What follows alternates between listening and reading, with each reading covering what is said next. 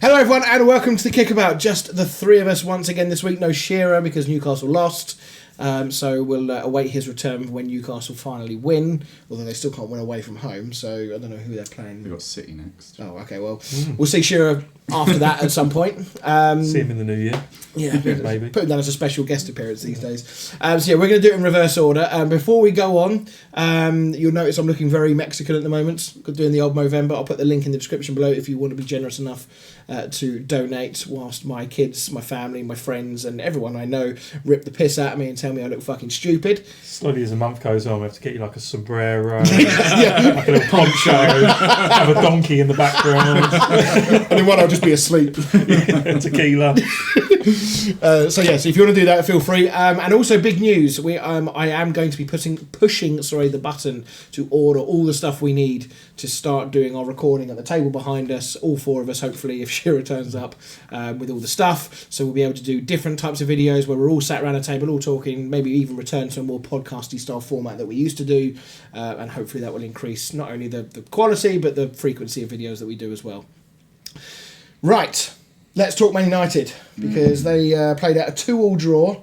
Very dramatic 2-2 draw. Your reaction to the game first of all, Dan? I think before the game I'd have taken a point away from home against Spurs, but... Even with their home record? Yeah, because it's still, where we... Oh, I mean, they weren't great last season either, but yeah, that's really... But I think this season they started quite strongly under Thomas Frank, but yeah, I didn't realise how bad their home form actually is. They've got like 4 points. Their home form now, in the calendar year of 2025, is now worse than West Ham's. And we only picked up our third calendar year victory against Newcastle last week. So it tells you just how bad they were under Postecoglou in the second half of last season, and obviously carrying on this year at home. Well, I think it's a game we should have won. There's twice in a row now we've gone 1-0 up, gone into half time 1-0 up, and just not killed off the game. We've had chances and we're just not killing off games. I was looking at our goal difference now. We've got almost one of the best goals scored in the league, which is complete opposite to last season. Yeah. But we're conceding goals almost more than anyone else. We've scored more goals than Liverpool this season.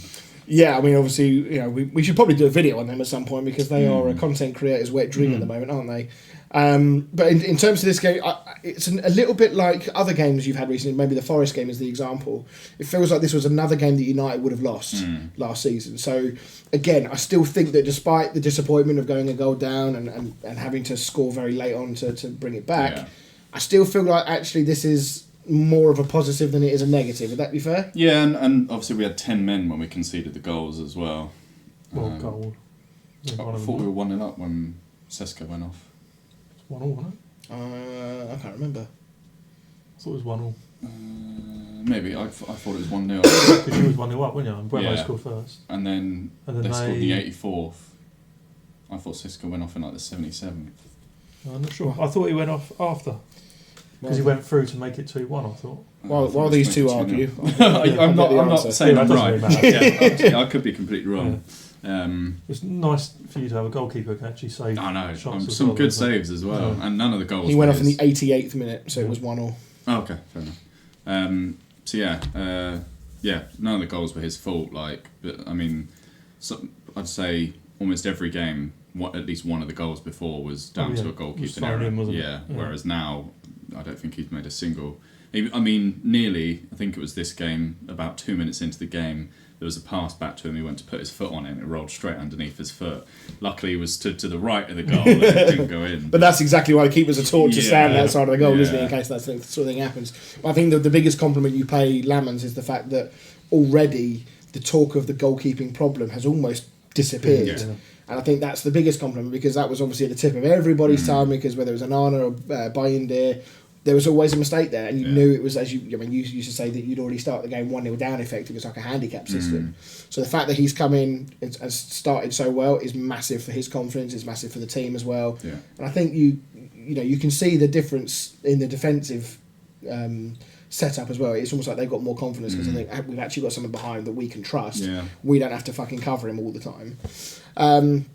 So obviously, we are closing in then on the reasonably busy festive period. We're halfway through November now. By the time we come out of the international break, how would you assess this season so far? Obviously, there's still been plenty of media talk about Amorim and his job at various points throughout this season. How confident are you that longer term Amorim can continue this?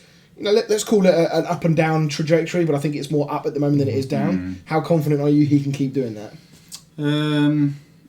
I think the signings that we've made under him have been really positive. I can't think of any signing under him that's been about. I know obviously everyone's jumping on the Sesko bandwagon that he's been a flop and stuff, but I think that's a bit unfair. Has Cunha done much?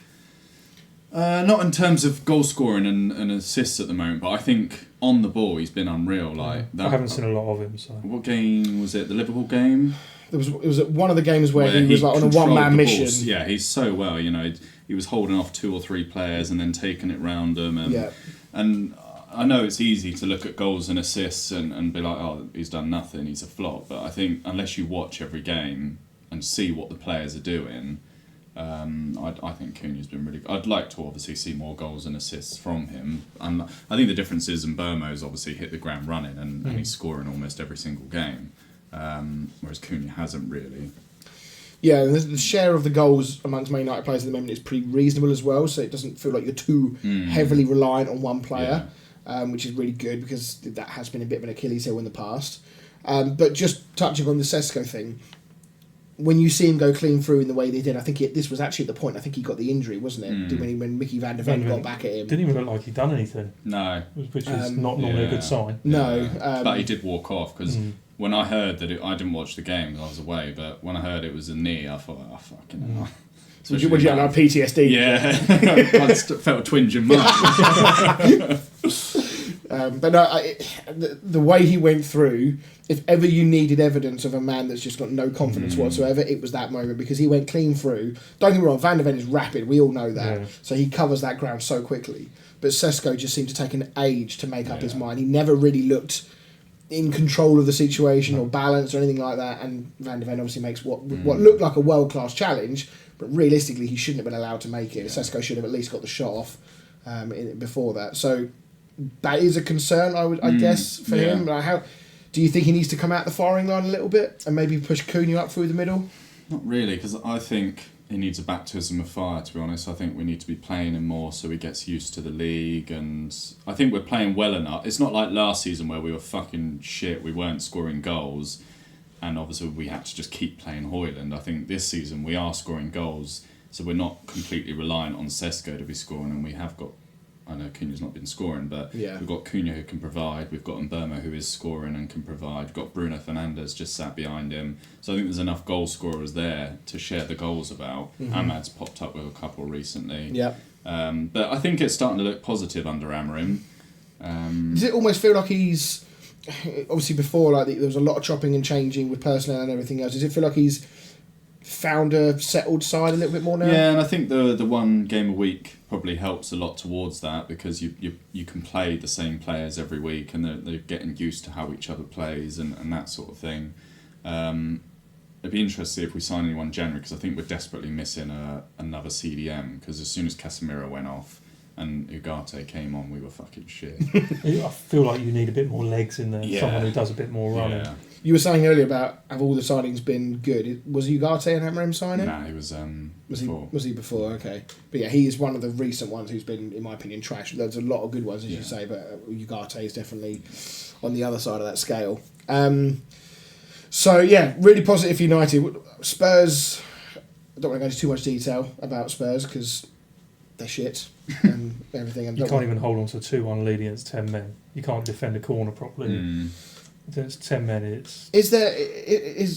Does Thomas Frank? I mean, you look at their league position is still pretty good. I think they're doing still pretty well in the Champions League as well. I think they won quite heavily. 4-0 was it against Athletic Club? Bilbao. Yeah.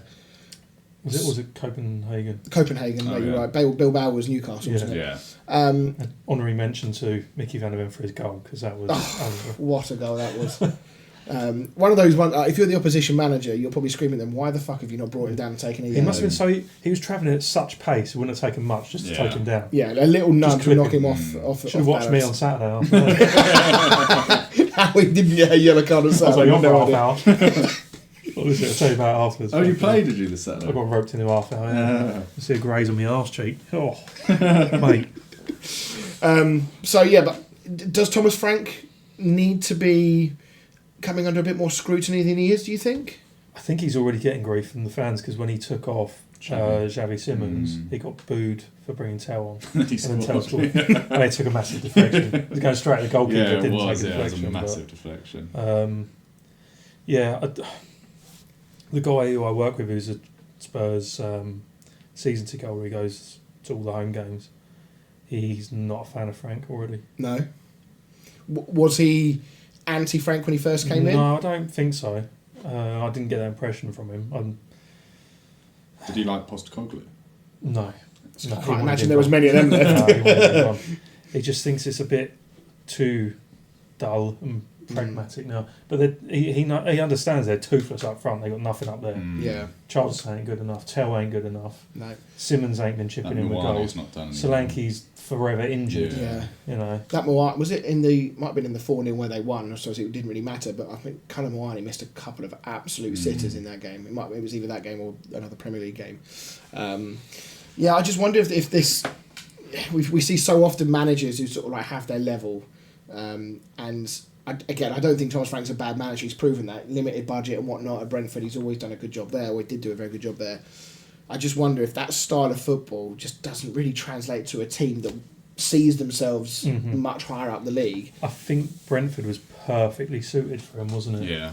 Always the underdog. Yeah, they were happy to just be in the Premier League in a way. I know it sounds a bit sort of almost disrespectful, like belittling them a little bit, but they haven't been in the Premier League that long really, and they've established themselves in there, and they're happy to be there. Yeah, and they perform every season and probably outperform every season. Yeah, and they're not far off being another club that you can throw into that sort of Brighton, Bournemouth bracket in terms of their recruitment. Yeah. You look at some of the players they've brought in, like Sharda's been very good for them. Thiago's been fantastic this season. I know he was there last year but had a lot of injury problems. And Burma, I guess, as well. I don't know. He was brought in by Frank. So there's a lot of positives about Thomas Frank. I really like his character. I think he's very honest. I would imagine the players like him. Quite a likeable guy. I just don't know whether his style of football, with the sort of makeup of players that he has there, it's square pegs round holes. You know, those sorts of players will be better when they're let off the leash a little bit to go and be a bit more free form attacking. I don't know if Thomas Frank's got it in him to do that style of football. In a way, if he wasn't at Spurs, I'd wish him well and hope he did succeed. Because it's Spurs, I'm sort of like, keep being shit. But I do like him. I have a feeling that he's going to be in a similar boat to Postecoglou in terms of his job security. All the while they're doing quite well in Europe, and at the moment they are. I think no one's really going to be seriously talking about the chop. No. But I think if they were to get knocked out early doors in the knockout stages the early part of next year, in 2026, if their league form dives a little bit like it did under Postecoglou, maybe not to that extent, but if it dives a bit and they're, maybe almost not in the European places. I also think he probably wouldn't be under as much scrutiny and pressure if the form was flipped and it was home form was good and away form was shit. Yeah. I don't think it would be as bad. Most of your fans are. Exactly, yeah. Will also be very interesting to see because by and large Daniel Levy has always been one that for the most part sticks by managers, but he's not there anymore. So how does the new regime at Tottenham deal with this sort of thing? Do they pull the trigger early or do they give him time? We don't really know how that's going to play out. Final word on United then, as we come up to January and transfers. I know we touched on this last week as well. Elliot Anderson, I've actually seen quite a serious link this week. That United are going to go in for him in January. There's talk of 60 or 70 million. Do you think that's value for money, or do you think that's too much? For about 90 on the last day. Yeah, I think 60 is probably fair. I don't think paying too much more than that, but sort of the going rate now, isn't it? Around that, which is crazy to think 60 mil for like a CDM. Yeah. But well, bearing in mind that you were pushing, was it 90 for Belieber? Was that what Brighton wanted? I know they wanted 100, I think. I know you were never going to pay that, but that's what they wanted. Yeah. So, but I mean, they got 90, 100 for Caicedo. Yeah, it was 100. Yeah, so cheap based on his current form. So you can't really blame them. I know obviously now Caicedo is a much better player than Baleba is, but you can't really blame them for wanting to try and push their luck with that as well. Obviously they're trying to cover their interest. They've got to reinvest that money themselves. So I wouldn't mind another wing back as well because Dalot is wank. And then we've got Dorgu, who's still quite young, and Ahmad's not really a wing back. Did I hear that apparently Dalot might be related to Amorim? Somebody is that not someone saying that because he constantly plays him? Possibly that, yeah. That's why I asked, because I was like, is there any truth? Actually his son. Yeah. That's what I wanted to ask, was there any truth to that? I don't think so. Because that would explain a lot. Yeah. I can't see any other reasons why you would play him, because he is quite shit. Other than them being both Portuguese. So, yeah, no, all in all, I think it's a positive time to be United. One final thing, actually, before I forget. Behind the scenes, all gone very quiet with when things go well on the pitch, as it tends to. Have you heard any noise about anything going on upstairs? You know, the whole Jim Ratcliffe stuff where he's, sacking people left, right and centre to save money seems to have quieted down as well. Completely. It's boring news now, isn't it? Is that because there's nobody left to sack? I think it's because we're not losing every game. Like, as soon as we go on a bad run of form again, the old newspapers will be out of their caves. Yeah, but no, it does. Is he feeding the people again yet or not? Wolves going for Rob Edwards. I find that a bit of a weird move for him. Yes. Middlesbrough, second in the table, looking like they're probably going to potentially get promoted. Wolves look very much likely to go down. Yeah, I mean, the Opta supercomputer predicts Wolves going down at a 96% chance to go down. They're 2 points this season. Mm-hmm. They're already, not had a win. They're 8 points from safety already, I think. Not even close to having a win. I'm going to talk about it in a minute, but they were awful. Yeah. Didn't even have a shot on target. Yeah, to me it seems like, as you say, why would you swap certain relegation for likely, let's call it, promotion? The only thing I will say is the Championship is a very long season in the Championship, and there's still only probably, 14 games in or something? Yeah. No, it must be more than that. I know, 14. Probably about 14 games in, and you see how the Championship chops and changes. Yeah. You lose a couple of games and a couple of teams win, and you climb and fall quite rapidly. Yeah. But I mean, we've seen, Leicester, Southampton get relegated, and they're almost fighting relegation in the Championship now. Luton got back-to-back relegations underneath Rob Edwards. At the end of the day, money talks, doesn't it? Yeah, so, yeah. And they know even if they get relegated and then probably get sacked, they're going to get a nice little payoff anyway. So, and he might go though if Wolves are dangling a big carrot like a keepers in the league type bonus deal, which is what I think Sam Allardyce had at Leeds the season before last when he didn't keep them up and he ended up leaving. I think he had a 7 or 8 figure bonus. I think that their whole handling of the previous manager weird. Like, they were doing poorly. They gave him a 3-year contract. Then and sack him 6 months later. Has anyone heard about maybe the amount that he got paid? Because 6 months left versus 3 years, you would imagine that the payout would be considerably greater.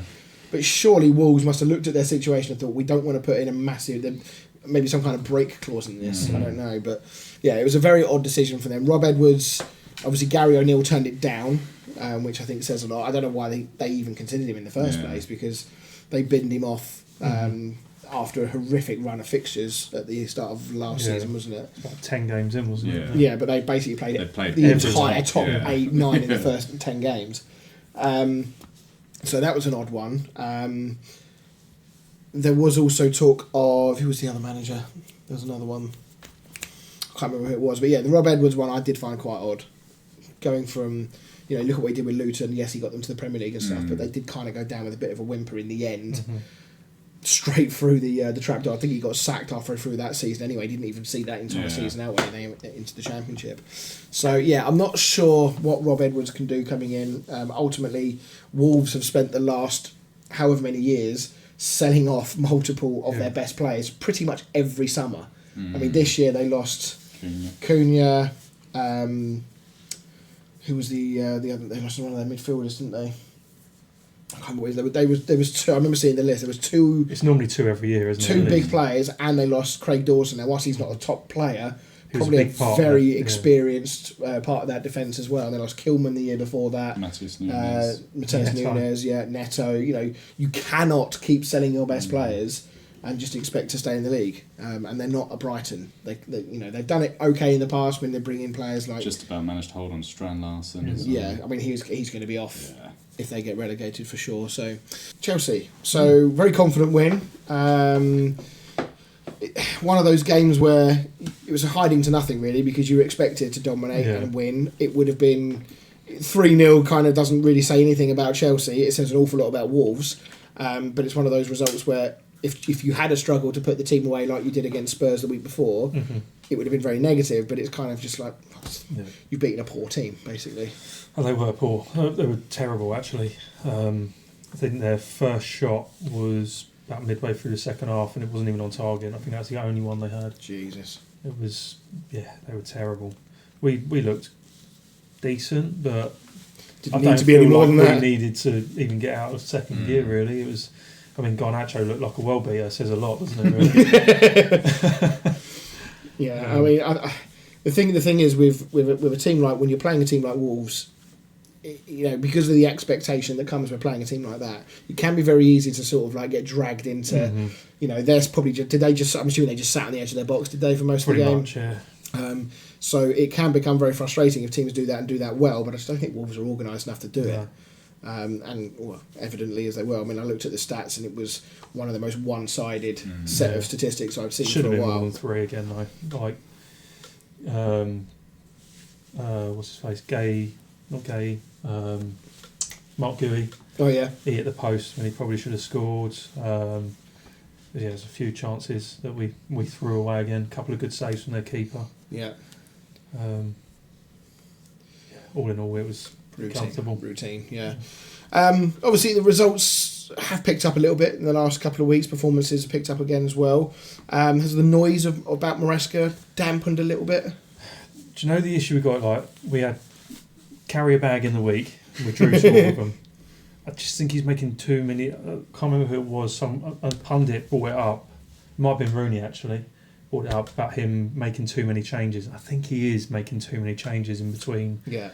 Games, especially with the back line. Like, one week we'll have like Fofana, Chalobah, then you'll have Tosin and Acheampong, and then you'll have Tosin and Chalobah. There's never a set 4 at the back. Yeah. And that can't be easy for them to negotiate each week, especially as they're all pretty inexperienced as well. So I think that he needs to try and keep that more steady at the back more than anything, because the forward line you can sort of chop and change a little bit because they're all pretty decent, I think. I think the forward line is a lot easier to rotate than, you want the back line to be settled and understanding and everything else for a solid platform to build from, but the attacking side of it you can always rotate a bit easier. I didn't realise that was Gusto's first ever senior goal as well. It's mad, isn't it? But I've got like a few stats here for the Premier League, and which sort of goes against what I'm saying slightly. Okay. Because we got the second most clean sheets in the league, which is quite surprising to me, considering we've got Sanchez in goal as well. We scored the most goals, most big chances created, and we got the second highest average possession in the league. And in some games, when you look at us and you think we're not really in control of the game, it surprises me how much possession we have had. Yeah. But the clean sheets one was a big one for me. Especially how many. Do you know? I don't know how many it is, no. But especially given how many defensive injuries you've had this year. Yeah. Your defence. You're saying about chopping and changing. You've had to on a number of occasions. Well, you think we've done what we have. We're third in the league, highest scores in that. We've got no Palmer, no Colwell. We're probably our first choice centre back and first name on the team sheet after probably Caicedo with Palmer. Yeah.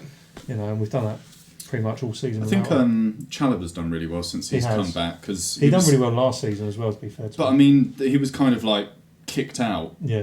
Told, we don't really need you can go to Palace, and then got called back. Actually, we do need you now, and he's do you know what I think that was more to do with? They wanted to get the money for him because it was pure profit. At the time, they wanted the money because of everything that was going on with our finances and that, and they weren't sure if we was going to make the FFP or whatever it was until we sold the car park and that.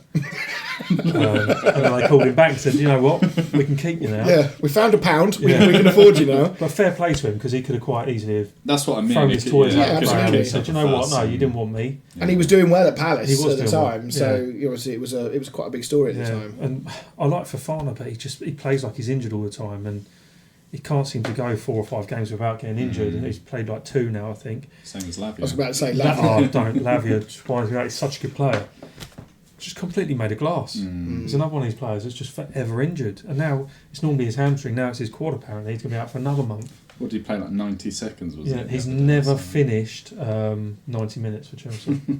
That's crazy, isn't it? It is weird how you get these players that are so susceptible to injuries. You know, I'm sure you could reel off loads of names in the past, but Reece James must have had his longest run. He has, I think. Yeah. Do you know what? He got really bulky at one point, and I don't think that helped him. He seems to have like trimmed down a little bit. Yeah. Not saying he was like fat or overweight or anything. He just looked massive. Yeah. So I think maybe going he's on holiday with Shaw.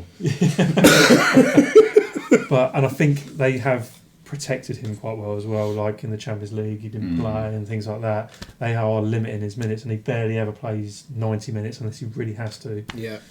Going back to your point about too many changes from Maresca. Obviously, last season you had the Conference League, and you almost had a squad for each. Yeah. Is he trying to do the same thing now with the with Europa League? Partly, but with the Conference League last year, he played a lot more of the younger. Champions League, sorry, I don't know why I said Europa League. Oh, right, yeah. The Conference League last year, he played a lot more of the youth, the proper youth. Yeah.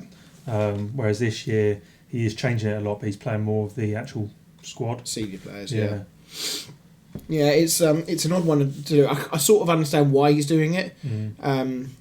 And it's one of those ones where, you know, if the results are okay, it's fine, but it's going to be the first thing that people are going to throw at him if things go wrong. One thing a lot of the Chelsea fans are moaning about is the lack of minutes for Esteval in the Premier League. Yeah, he should be. It's crazy, isn't it? He come on 2 minutes in, he makes a massive difference. I haven't seen him have a bad game for Chelsea. He's unreal. He's just got so much confidence, and he's so direct all the time. He never looks to go back. It's always forwards, which is rare in today's football world. You know, I wonder if that's why he leaves him as a last late minute sub. You know, defenders are tired, and you've got Esteval running at you in the 80th minute. Yeah, and you had like Wolves. He occupied 2 players because as soon as he come on, they put 2 players on him, and he still got round them and set up the. Well, it took a bit of a deflection, so I don't think he got the assist, but he still set up a goal. Yeah, it does seem weird that you got a player with that much talent and that much excitement, and he's, you know, Garnacho's getting more game time than he is at the moment, which is really odd. I know they play different sides. The problem is because Neto's playing on that side, and he is just pure energy. He's just a workhorse. He fights for everything. But Neto can play on the left as well. I'd be tempted to shift him over to the left and play Esteval on that side. What would be your ignore the defence for a minute? Let's just more focus on the midfield and the attacking line. What would be your perfect attacking line with everyone fit? With everyone fit, yeah. The thing is, it annoys me that João Pedro's not. I would probably still play him up top with Palmer behind him. Yeah. And then I'd have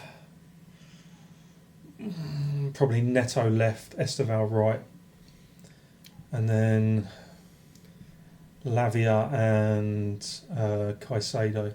You'd have Lavia over Fernandez. Fernandez is better further forward. Okay. He's got to play more in that 10 role for me. He's much better going forward than he is defensively. Caicedo has to do a lot more work when Enzo's in there next to him. Yeah. It's all right in games like against Wolves and that because he hasn't got as much to do. So that would be my starting forward line. And my back line would probably be obviously Cucurella's a must. Yeah. Sanchez in goal, and I'd probably go Colwill and Fofana or Chalobah centre backs, and then obviously Reece James right back. Pretty strong side when you lay it all out, especially with the options you got off the bench as well.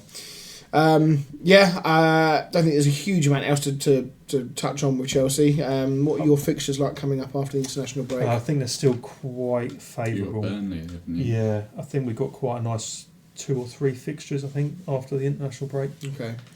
I would like to see us bring someone in. I know they won't do it in January who's got a bit of an older head on them. Yeah. I just feel like we need to, even if it's just for in the changing room. What position do you think? Centre back? Centre back. Yeah, centre back. Well, Harry Maguire's not getting much game time at United these days. Cheeky little loan move. He's more of a winger, though, isn't More of a centre forward. Yeah. It'll be another player to take Esteval's position. Imagine Garnacho, like Harry. We'll put Harry Maguire out on left wing instead. We're only in the middle part of November. We've only played, 12 or 11 games, and it feels like most of the football world has written Wolves off already. Are we doing the same? Are we saying they're done? They've got to turn something around pretty quick, but I just don't think there's enough quality in their side. I watched that Chelsea game, and I literally said while I was watching, I was like, it's like watching a Sunday League team playing against a decent football. It's like they've never played together. Like some the passes they made, they weren't even finding their teammates. And even when they were on the attack, like they just had no confidence. No. Like even Strand Larsen, he'd almost just run it to the corner because he didn't know what to do with it, and half the Wolves players had stayed back because they didn't want to get done on the counter. At times there was like 2 Chelsea players back, and the Wolves were countering. It was just 2 Wolves players. Nobody else followed up, and I was waiting for this like flood of orange to come out. It just never came, and they ran out of ideas and then lost the ball. It was like they never looked like scoring at all. Must be very frustrating for Wolves fans because at the moment they are just seeing their team go down with a whimper. And I mentioned to you guys before about how long would it be before we started talking about West Ham's number of points and whether or not West Ham would be breaking or getting near that Derby record. Maybe the conversation should shift to Wolves now, because 2 points after 11 games is a shame. The West Ham won't break it. Thanks, mate. Well, we've only got 10, so we're not quite there. We're not quite over the line yet. But yeah, I just don't see where Wolves' next points are coming from. Like, where are they going to get a win from? They've played several of the teams in and around them in the league already and haven't picked up any more than a point against them. So they're in massive trouble, as you say. If they don't find a win before long, they need to get a manager in now, like in the next day or two. So at least the new manager's got maybe a week to work with the players that aren't away on international duty, which I can't imagine they've got too many of. And just give them a fighting chance. Just try and give them a lift. Yeah. Somebody to come in and just inject a bit of energy and a bit of confidence into them and just see what they can do. I don't even feel like with most of the time when something like this happens, they need to like shore up the defence. I know they're letting go in goals, but I don't feel like that's the problem. Like you said, it's going forward, having a bit of confidence to actually go forward and attack teams. Yeah, because they have got a little bit of quality. Like Strand Larsen showed last season, he can score goals. Yeah. Yeah, I don't know. It's a worrying time for Wolves fans, and I feel for them, because up until 2 weeks ago, I was obviously right there with them in terms of my feelings of like, is this what I'm going to be watching for the rest of the season? Just us turning up, no confidence, getting shit on by everybody, and that's going to be it. So, whilst I'm not saying that West Ham are out of the woods, because we're not, but I know what Wolves fans are going through watching now. And the only team that Wolves have beaten this year was us in the cup. So at least they got one over us on there. Have they played you in the league yet? No, I don't think so. I think they're praying for you. There's still time there. No, we've turned a corner, boys. What are we on about? Whitey Souček. Mate, he's unreal. You wanted him gone last season. Yeah. I'm pretty sure this season. We'll get to him. We'll get to him, don't you worry. 3rd of January we've got them. Have we played them in the league? Be a nice new year. No. Right, let's talk West Ham then. Let's talk West Ham against Burnley. It was billed as I wouldn't say it was a relegation 6-pointer, but it was definitely a very important game in that relegation dogfight down there. West Ham came out on top in what in truth was a fairly bad football match, to be honest, but it was one of those ones where I don't care. It doesn't matter. The 3 points. It is literally, the performances don't really matter at the moment. It's just getting some points on the board. And just winning, like winning, breeding confidence. We've not won since February at home, and then all of a sudden we've won twice in a row at home. Obviously, last week's performance was vastly better than this week's performance was, even though the result was the same. And I think the 3-1 probably did flatter us a little bit. Even though I did think we were worth the win, I did think that it wasn't as comfortable as the 3-1. 3-2. 3-2, beg your pardon. Yeah, they scored very late, didn't they? In which case, it wasn't comfortable at all. Even the result showed it wasn't comfortable. When you were talking about, I was like, it wasn't that comfortable. I was trying to remember last week's result. I was looking around thinking, why are these guys looking at me like this? Sorry, I completely forgot that Josh Cullen scored right at the end, didn't he? Do you think he had it in his hands? Who? Goalkeeper? I don't feel like he had it under control. No, I think that's the rule, isn't it? Like, let's have it under control. Yeah. And under control in those scenarios normally means that he's had his hands on the ball for at least a second, and I don't think he did. So no, I've got no problem with that. Dropped it as well. Yeah, exactly. I mean, he deserved to concede for the fucking shit piece of goalkeeping before that, which is a shame actually, because up until that point I think he'd had an all right game. Before the game, obviously the protests still going on. Again, it's getting less and less media coverage. They're still happening, and I think actually there was something like 4,000 or 5,000 people in it as well, so it was quite well attended. Trouble is, though, is that I do think that if the form continues to improve and the results tend to improve, it's going to be United. Mm-hmm. It's going to disappear, and I think the fans, there'll be the hardcore fans who will still be banging the drum. You've got the fans groups still banging the drum, but I think the ones that are kind of want to see them out, but at the same time are just waiting for West Ham to be better, they might begin to just fade away and go back to just going and watching the games again. I feel like this always happens with Newcastle. With West Ham, sorry. It's catching, mate. It's not just me. I'm tired. No, I feel like this always happens with West Ham. Like, I'll go back to the time when the fan got on the pitch and put the corner flag in the middle of the pitch and things like that. That was a really turbulent time, and then all of a sudden you start winning and you start... And then that fades away. Yeah. And then the next lot comes over, like with Moyes, when towards the end of his reign, and then it sort of calms down a little bit. Yeah. And now it started again, and now it's starting to calm down. It is exactly like United, isn't it? It's as soon as things don't go right on the pitch, the anger immediately goes back to the owners. Mm-hmm. And you'll always have a certain section that won't forget and that will keep banging the drum, as I say, but there is the large vocal majority will be quite happy with whatever's going on upstairs as long as the team is winning on the pitch. And unfortunately, whilst I sort of get it and understand that, most fans, they're paying the money, they just want to be entertained. They're not necessarily that concerned with what's going up in the boardroom as long as things on the pitch are going well. But it'd be interesting to see, I think we've got Bournemouth, Liverpool and United, our next three. So if things go back to how they were before these last two games in those three, be interesting to see again what happens as the fan volume probably gets turned up again against our owners. Although Liverpool at the moment are in a Bournemouth ain't great. And Bournemouth got battered the really weekend. Turned the corner the wrong way. Yeah. So those games are not beyond. They're not as difficult as perhaps they would have been 4 or 5 weeks ago, or longer in Liverpool's case. So, but no, overall, I was really pleased with Mateus Fernandes. That's easily the best game I've seen him have for us. I thought he was brilliant. Paquetá was... he was that sort of like 50-50. He was brilliant 1 minute and absolute pony the next.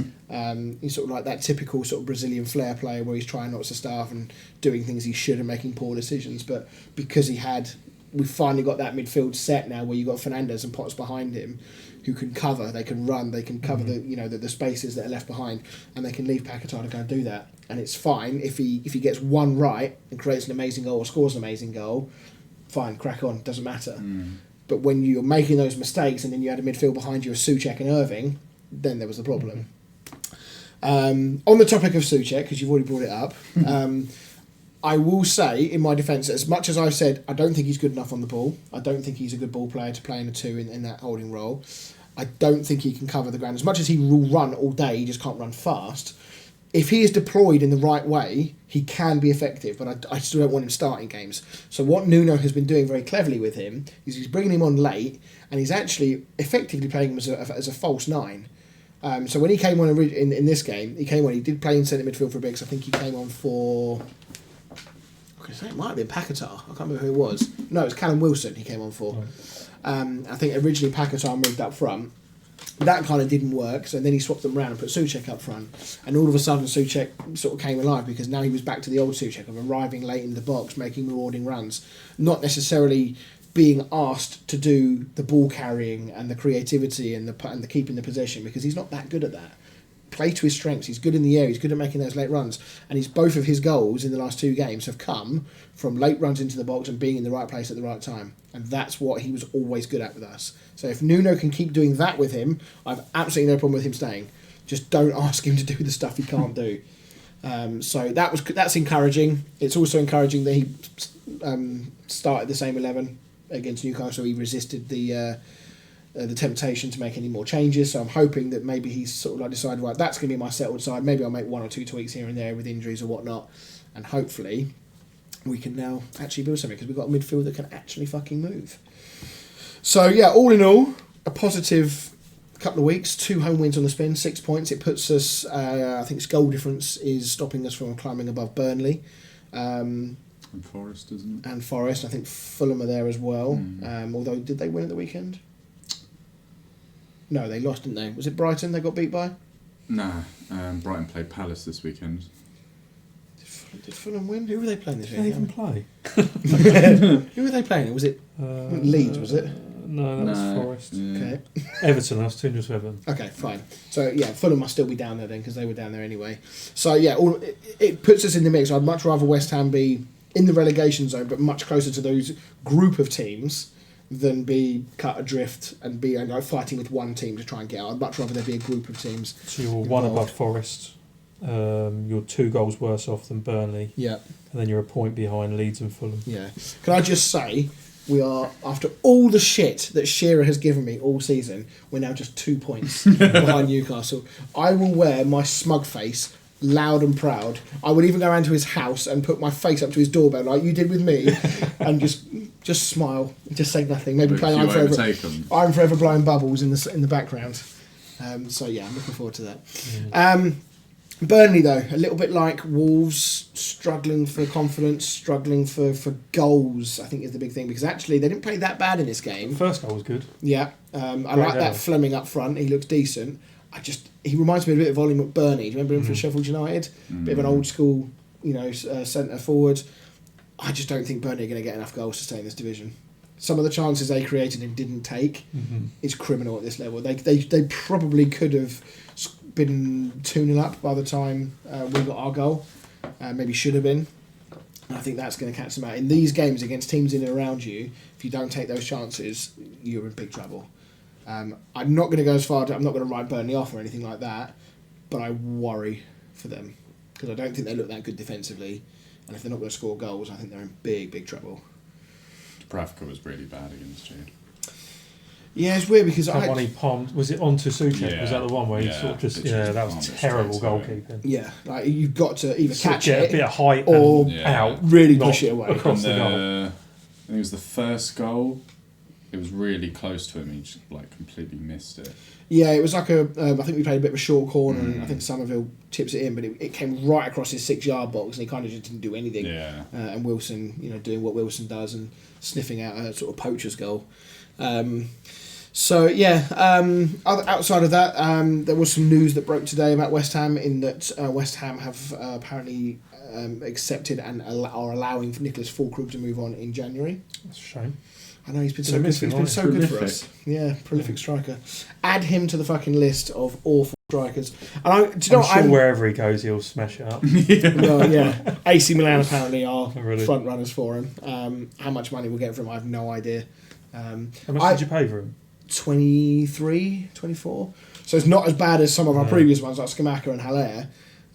But I genuinely am quite gutted with this one because I really thought that he had all the attributes and everything needed to be good, and he trimmed up this season. He looked good in pre-season. I thought, right, this is going to be his breakout year, and I was saying it in the run-up to this league. I really thought he was going to have a good season, and he had a run of games at the start of this season where he was fit, but I mean, partly it doesn't help that West Ham were so fucking shite in the run-up. He is apparently back from his injury after the international break, so will he get any minutes before January to maybe stake a claim and see if he can do anything? I don't know.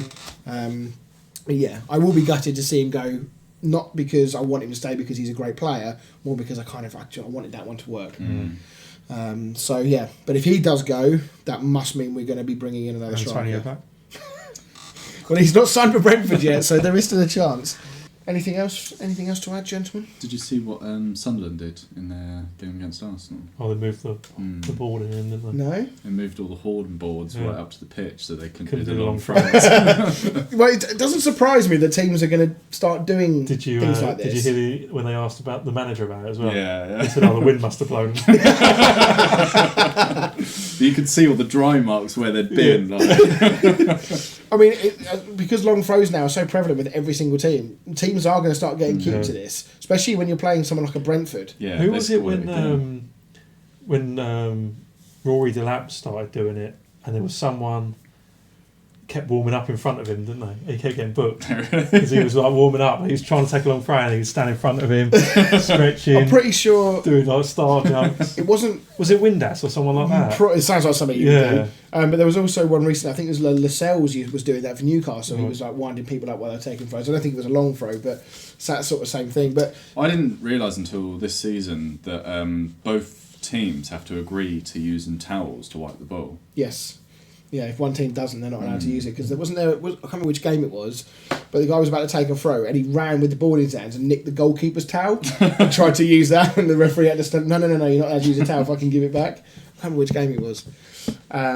So yeah, but it's interesting to see because obviously every single team, as we said before, regardless of whether they've actually got anyone who can do it, they're still trying it. Brentford are very good at it. They scored again with doing the old K Wade. I can't remember. The right back, yeah.